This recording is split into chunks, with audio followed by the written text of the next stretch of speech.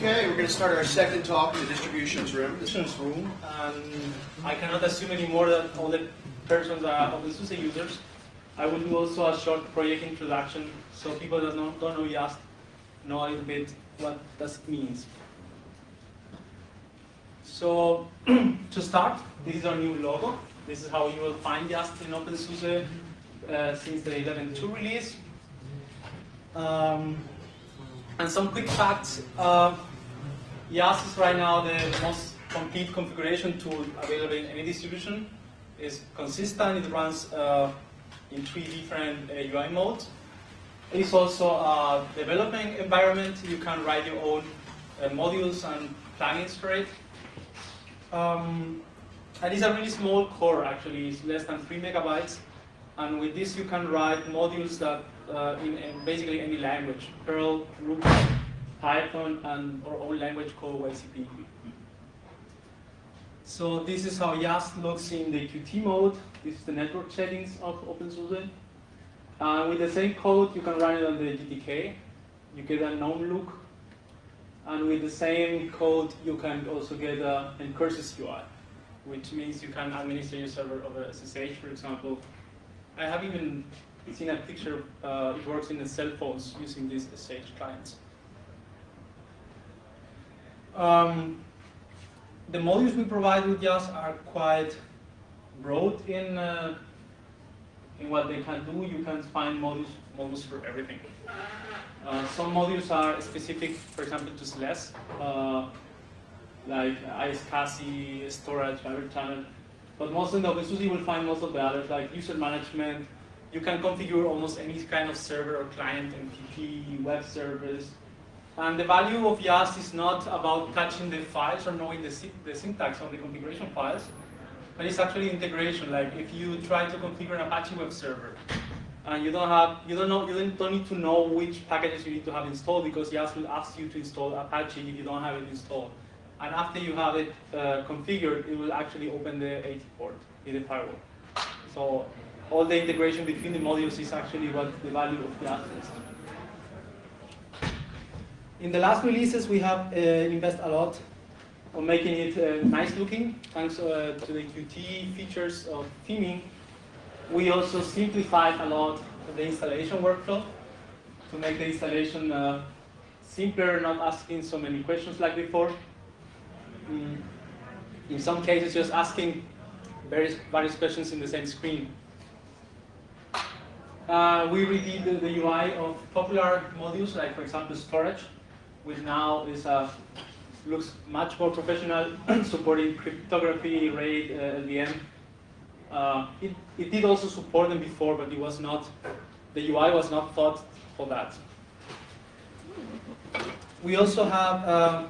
It's not really part of the YaST project, but it was born there, the SIP project, which is now a package manager for RPM systems.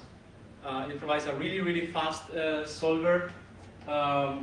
Compared to YAM and Smart, for example, we consume much less memory. And Zipper is now a really full-feature command line tool. So we bring the apt-get experience of Debian to the RPM systems. By the way, the SAT-Solver project is also independent of the SIP project. So it's a small library, provides a full solver and a hash mechanism to store really big amount of data coming from packages. If you ever want to do yet another package manager, you could build it also on top of the SAT-Solver. It's completely RPM independent too. What does SAT stand for? Sorry, okay, that's I'm trying to pronounce it in English. Satisfiability. I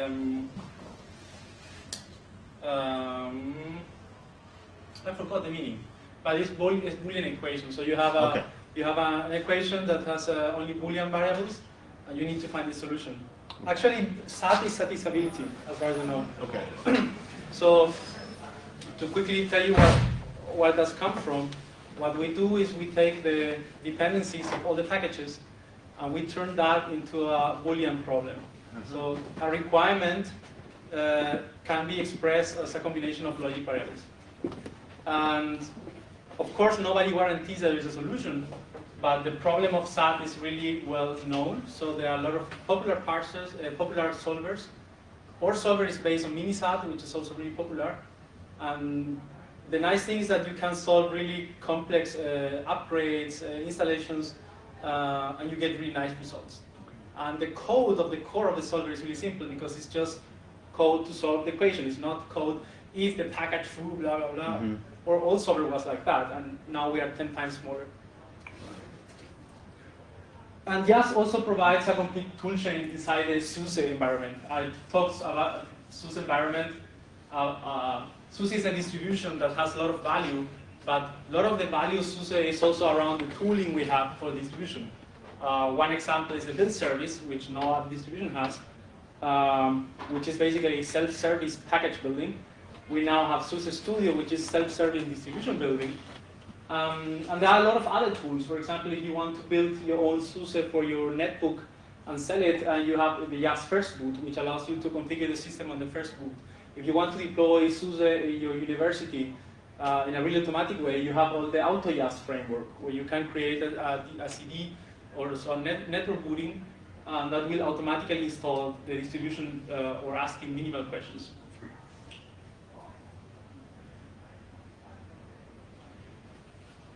So what did we talk in the last year, and what did we did actually? In the 2009 challenge, we wanted to leverage new base infrastructure because we introduced a lot of features, but from the moment you add new code or you have a new technology, something innovative, to the point that actually the users can get this value, you have to invest a lot in usability and user experience. That means we have a lot of features in the code that are there, but we don't know exactly how to bring them to the user so they are easy. And we wanted to improve also our support for community and distributions. One area where we did a lot of investment last year was in storage. We just came from redesigning the complete UI, from this old just partition your hard disk model to now having RAID, LVM support, cryptography, and we wanted to build on top of this new UI. So this is how the UI looks now.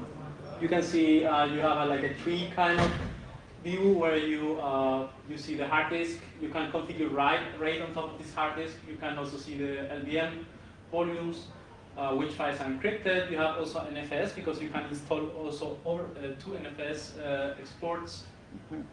And what kind of features we added? Since 11.2, we have support, experimental support, because actually the file system is not ready for ButterFS. And this is a really cool technology. We added the support, as much support as we can. That means we can create in the partitions and formatted with ButterFS and so on.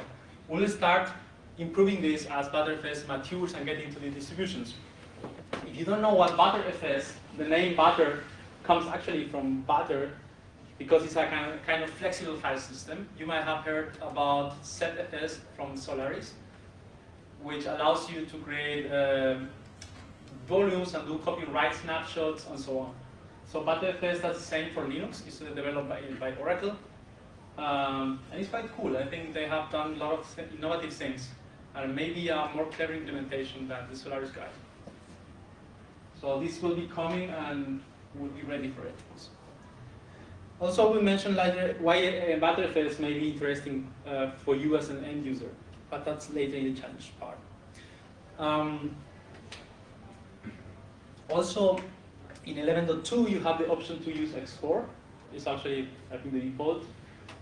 And we added already in factory support. If you use factory, you already got this support in the UI for NFS v4. Then you have another 2 nice features. If you use RAID, usually you have a disk, you partition this disk, and then you have to take another disk and partition it in exactly the same way as the first one. And if you have a lot of disk or complex partition schemes, this becomes pretty boring. So now we support disk cloning, which means you can take the complete partitioning and apply it to another disk. And if you don't like that, we also support this new feature of Linux kernel 2.6, which is called partitionable RAID arrays. This means you can take a raw disk, make it a RAID array first, and then you can partition the RAID array as a wall. So you don't need to partition the disk before you create the RAID arrays. The advantages are here. It's much simpler. And the next feature, I think we worked really hard for this one. It's a feature actually just for laptop that cost over $50,000. So you know which laptop is that one? It's not MacBook. Air? Yeah, I think that was a little bit cheaper. No one guessed? But actually the laptop that costs this money, according to Intel, is the laptop that is stolen. Because in average, for companies, if you lose a laptop, the average of money lose from this is about 50K. So the problem is today everyone has a laptop, and I think every 6 person will get the laptop stolen or lost. And if you have any data from much innocent it looks, it's really a problem if it's just in the hard disk lying around. So there are a lot of solutions to these problems. Cryptography is one. I think this presumes a lot on how we treat cryptography today. There is people that say cryptography is a solution. There's people, because the second friend say it's not. But if you're hiding data from the government, maybe this comic is true. But if you are hiding your accounts or company information, cryptography is actually a pretty nice solution if it works out of the box. And with working out of the box, if you see the solutions you have right now in Linux, like encrypting your home directory, it doesn't really work because the system leaves traces of your data in other places, like in the swap, in the memory, in temp files. So if you have just a part encrypted in your system, you are not guaranteed that you will leave traces otherwhere, in other places of the system. So the only solution is actually to encrypt the complete system as a wall. But if you encrypt the system as a wall, it means, how do I have a lot of partitions? Do I need to enter my password for every partition, and so on? So we have now support for full disk encryption with a really nice scheme. And the best of this is that it's supported out of the box. You just click in the UI, I want this kind of setup, I want to encrypt.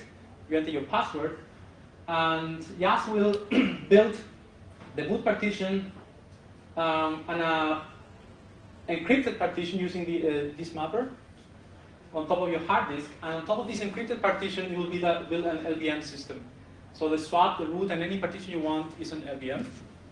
And that means you just encrypt your volume once and resume and suspend work out of box. So if you resume for the hard disk, it will ask your password, and if not, you can just not see the content of the file system. It works really nice. I am running here in this laptop, and I can tell that my encrypted system using X4 as a file system works much faster than my old file system, my old 11.1 OpenSUSE, using X3 without any encryption, and that's really nice.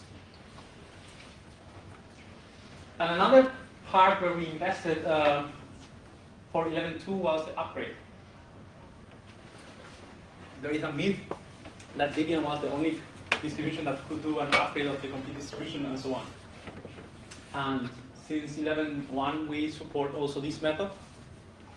Do you know why your encrypted X4 is faster than your X3? I have no idea. I suppose because X4 is faster. Because I was expecting, when I decided to encrypt my whole hard disk, I thought, okay, I'm willing to lose some performance because of the encryption. But at the end, I'm talking about the complete system. I haven't done any measure only on the file system part. It may be also that the distribution as a whole is getting faster. Basically, what I'm telling you is that if you use OpenSUSE 11.2 with an encrypted setup, you won't lose any performance compared to 11.1. Thanks.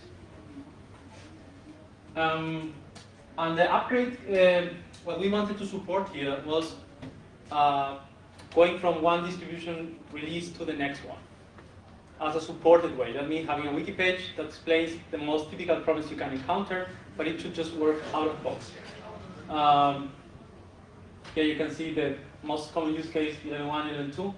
The boxes size are actually real-life proportions. Have you seen the 11.2 box? This looks like a box matches. You can find in this wiki page all the instructions to do this upgrade. If you use factory, we don't support it officially, but you can, I mean, we don't have an instruction page with how to do it, but you can run just secret app with factory and keep your system up to date in the same way you will do with other distributions like Gentoo or Debian Unstable and so on. Just keep the latest all the time. The algorithm we use for the system upgrade is also internal to the SAT solver. It's a more aggressive upgrade. It will uninstall packages if needed and so on. The nice things about having a bleeding edge distribution in RPM is that RPM, when we build the packages, we extract the dependencies of the libraries directly from the binaries. So it's not like in Debian where the packages say, I depend on the X11, I depend on this library. And then if the library changes the subversion or something, or the packages does a mistake, you can have actually broken dependencies. But in our RPM build service, we extract a lot of dependencies automatically and insert them into the RPM. And that makes that the dependencies much stronger. So it's really hard to get broken system. You can get a lot of dependency problems when trying to do the upgrade if you don't have all the needed packages to come again to a consistent state. The solver will tell you you can't, or you need to install this, or you need to choose something. But it's not easy to get a broken system. Then how do you distinguish between build time dependencies and runtime dependencies if you're doing it automatically? What do you mean with runtime dependencies? Well, say you need a library to run your software, but you need something different to build it. If you're doing all that stuff in the background, how do you distinguish? What I mean is when you build a spec file for OpenSUSE, Right. you don't expect, and you need to build against libcurl. The packager will specify libcurl in the libcurl level in the build requires, but he will not specify libcurl in the requires. He doesn't need to, because if he doesn't do it in the build requires, he will not ever get the package to build, because we built in a C-root environment, so only what's specified in the build requires gets there. Mm-hmm. But once it gets built, when it's finished building, there is some scripts from the RPM build process that scan all the binaries and libraries we have and gets all the symbols. And the symbols are inserted as a requires. And the library, so we don't require the name of the package of the library, You but backtrack from the symbols. And then the library provides the symbols. Okay. And that makes really strong dependencies. Yeah. Mm-hmm. So we also wanted to, this is something that's really in progress, but you know, in Factory and 11.2 you already have this tool called Wagon. Wagon in the sense of moving you from one distribution to another one. Wagon is just a YaST front end to the libsyn distribution upgrade algorithm. So it allows you to do the upgrade in a graphical way. And it offers you the possible paths you have to upgrade your distribution and do a lot of stuff like updating itself first to see if it's the latest running code. And we want to bring this tool to make the complete workflow for the desktop so that you get notified when there's a new OpenSUSE release. You click yes, I want to upgrade, and then you can just click next, next until you are running the system. So this is our desktop upgrade plan. We have all the product information in our PM called full release, which is in this case OpenSUSE release package. The product information contains all the upgrade path. And so when OpenSUSE 11.1 is released, there is no upgrade path. But when we release 11.2, we just upgrade the release package. We release an update for the release package of 11.1 that says that you can jump to 11.2. Package kit has a signal, a standard default signal called distribution upgrades available. It's not a signal actually, it's a query, sorry. Package kit is integrated to libzip using a special plugin. So we find this new upgrade path and we can notify to the desktop in a really standard way. That means that every package kit tool will get this signal and react. And when the user says, yes, I do want to upgrade, and click yes, we run a distribution-specific tool, because PackageKit delegates this task to some script. And in our case, we launched Wagon. I think Fedora guys are doing it differently. I mean, they get information about the possible distributions from other places, and then they start a tool called pre-update, pre-upgrade, or something. They have another tool. The nice thing is that for the end user, they only see PackageKit applications. And that's nice. When we started to support distribution upgrade, we come, of course, people started to use factory and they wanted to update every day, and there was just one package new, they wanted to get it. And then we started to find out all the problems, like it takes ages to update one package change, and then everything was rebuilt. And because RPM stores the timestamp in the RPMs, you basically got 2 gigabytes of new packages. They were just exactly the same packages as before, but because they were rebuilt by dependencies, they got a different timestamp, so they have even checksum, and therefore they are new packages. I think this problem, that was one problem, and the other one was, of course, download bandwidth. I think one assumes that everyone is running DSL, fast DSL everywhere, but then you have those people that like to upgrade the stuff when they are in the bus. I don't know why people do that, but they do. And there's people who are still using slow lines everywhere. And they complain that they don't get the best mirrors and so on. So for this, we also tackled this problem last year. This one we tackled it using ARIA as the download backend instead of curl. The 11.2 is activated by default. ARIA is a download manager that has a really nice metalink support, so it finds the best mirrors. And the nice thing is that it profiles the FTPs, and then it saves the results with scores. So next time, you will always choose the mirrors that work best for you. And also, we're using our mirror brain infrastructure that we have in nice redirectors. I think there was a talk about mirror brain also. I think it's next. Yeah. Okay.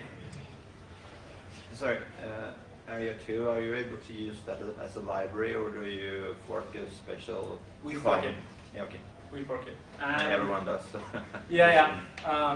We are communicating all the time with the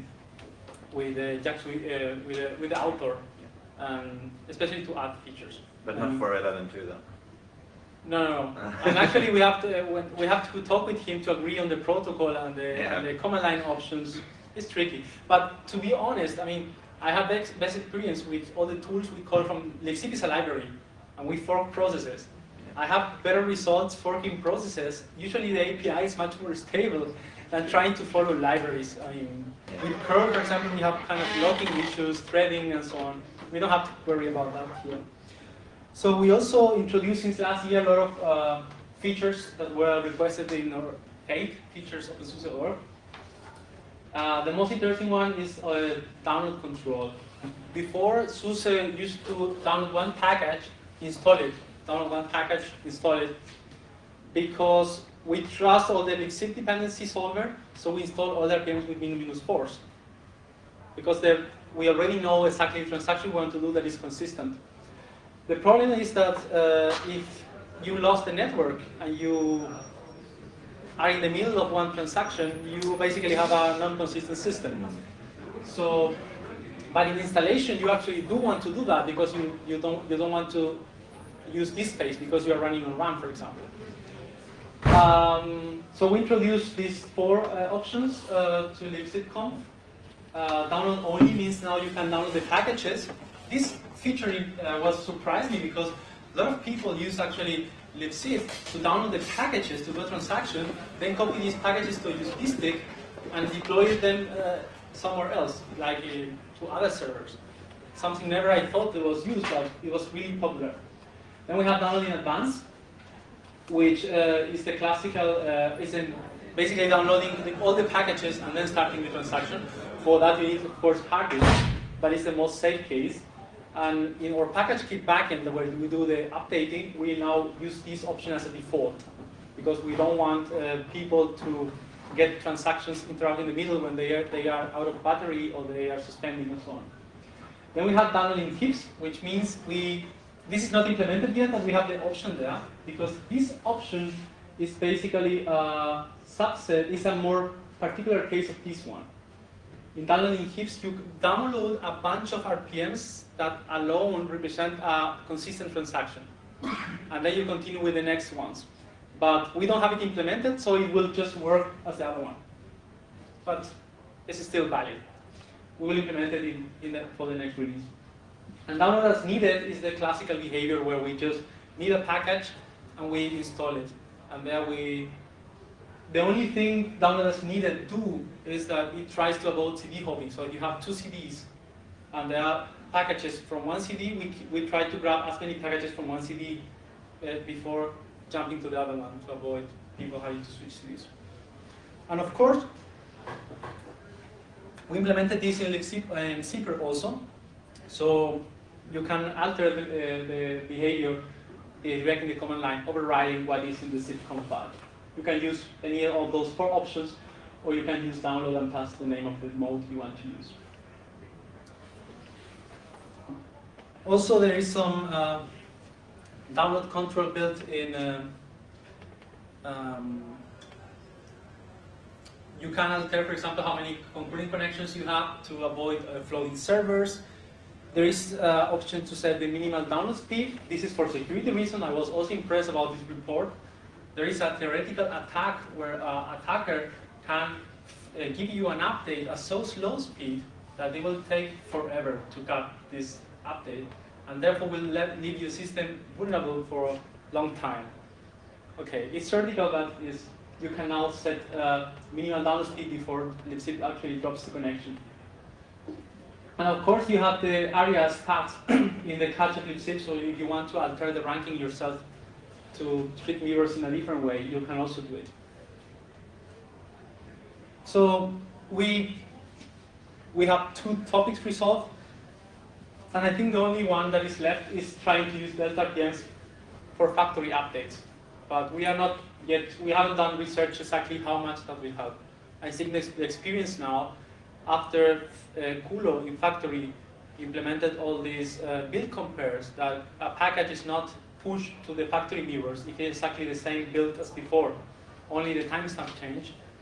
We compare the binaries with really complex algorithm, and if it's the same binary or equivalent, then we don't push it, it's not a new package.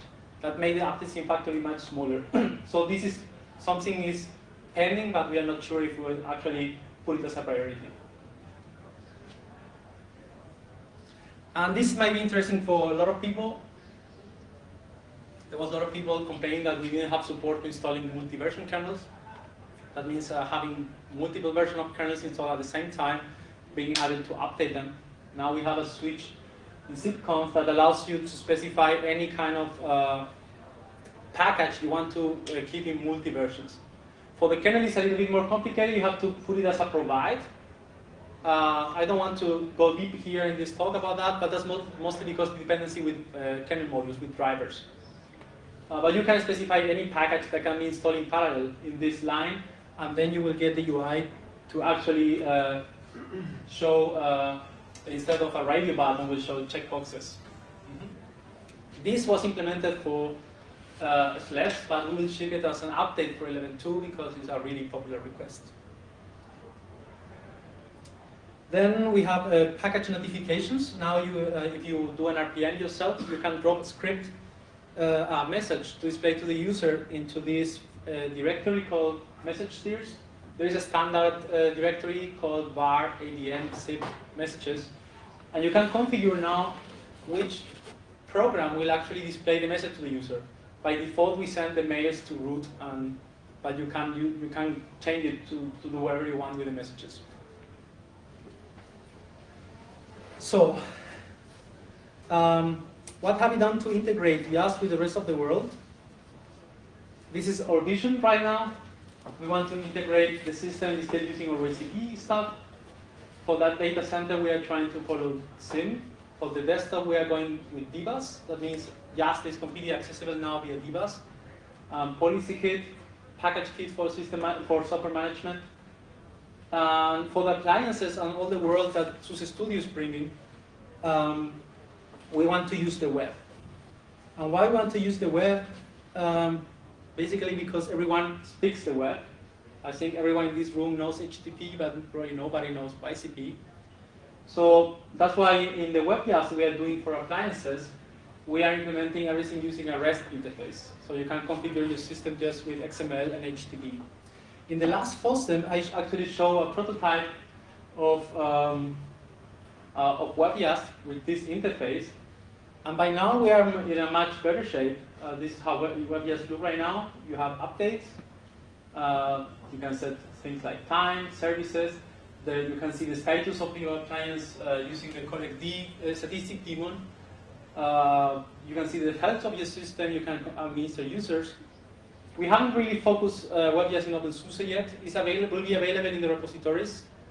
But we wanted to offer it something you can, if you use SUSE Studio to build your own appliance, like a firewall, a router, so on, but you can use WebYaST as to integrate and to provide the minimal configuration appliance needs. Of course, in WebYaST, we are always requesting help. It's much easier to contribute than in normal YaST because it's Ruby on Rails, plus some integration with the system. So web designers, JavaScript, wizards, and so on are welcome in this project. The source code, I forgot to update these slides, is now in Vitorius.org OpenSUSE because we move all the code there. So I will now, what are the challenges and opportunities we have ahead in YaST? First, we have to lower the barrier. I mean, we have a nice infrastructure. We have the build service. We have repositories. People can build their own packages. They can install their own software with one click. They can build their own distributions. But it's still complicated. We are not providing this experience yet. Everyone in the telephones, in the Macs, in other things, they are used now to go to a portal, having applications, and just click and seeing what is the most popular stuff. And we are not providing this experience yet. We are far away from that. There is some OpenSUSE project, some guys in the community doing a kind of software store, software portal. I think that's the first step of getting into experience where people can add the social part to installing software. Right now, the build service still exposes a lot of complexity. If you try to understand how the KDE or the Ruby repositories work together, what you have to have together to make things work, and so on, this is still a long, long way to go. In 11.1, we introduced SIP services, which is a way of making a lot of repositories act as a black box, so that you can say, subscribe me to this service, and this service has a list of repositories which can be dynamic. This technology is there since one distribution, and we don't yet expose it to the end user. This can be used to solve a lot of problems. We could create bundles of repositories like KDE. We could, for example,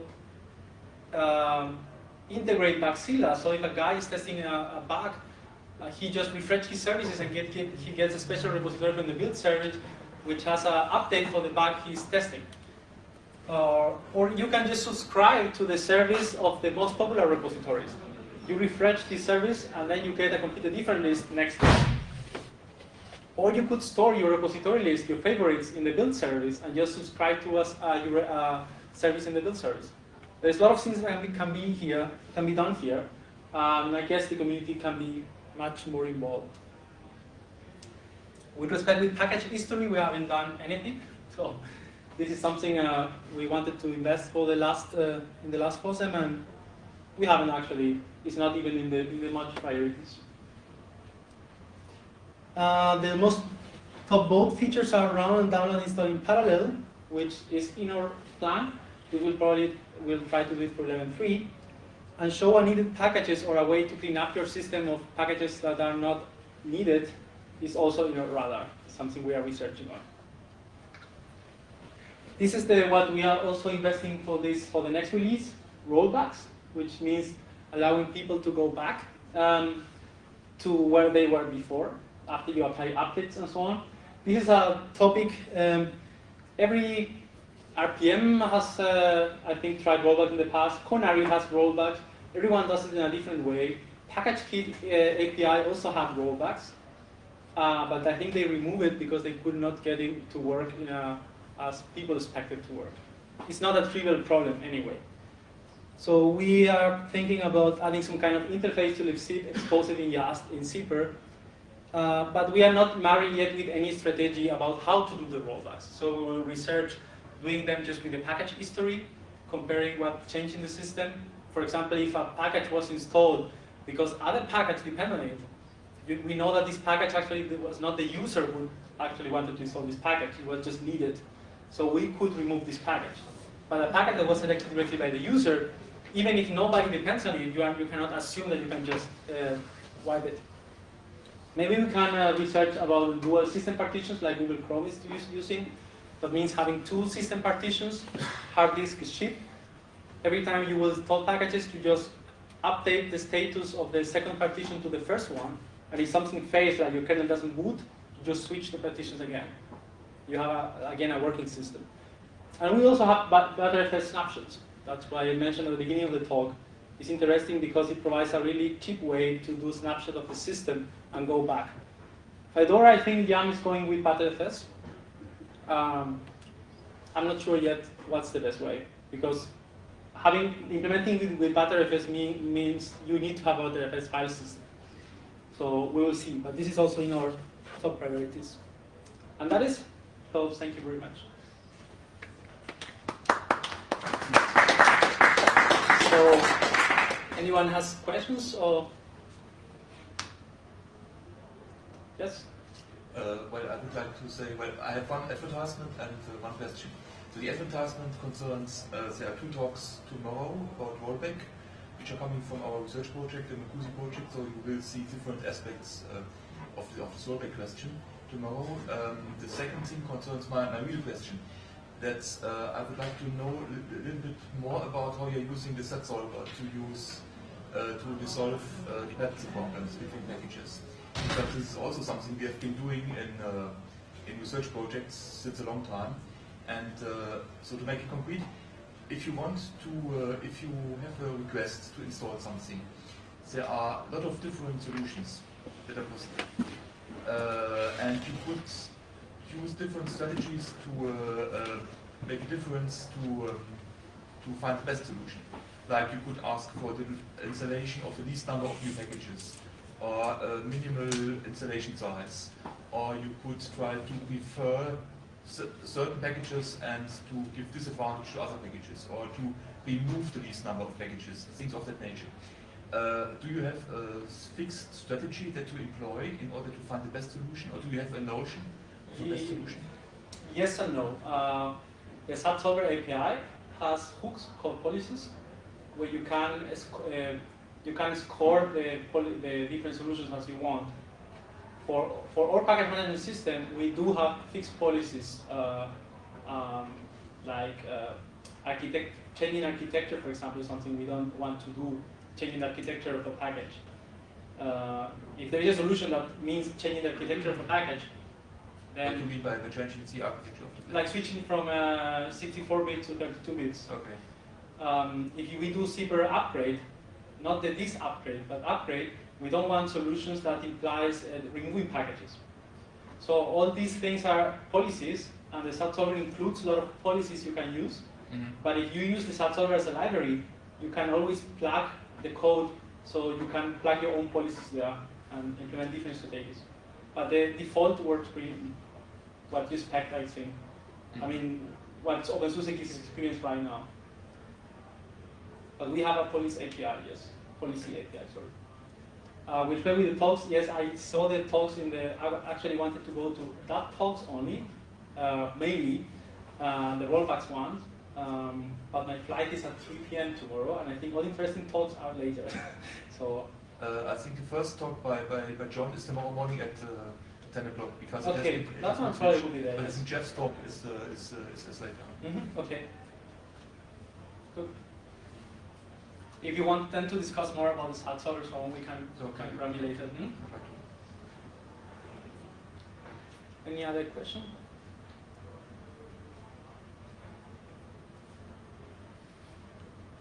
Okay, then thank you again.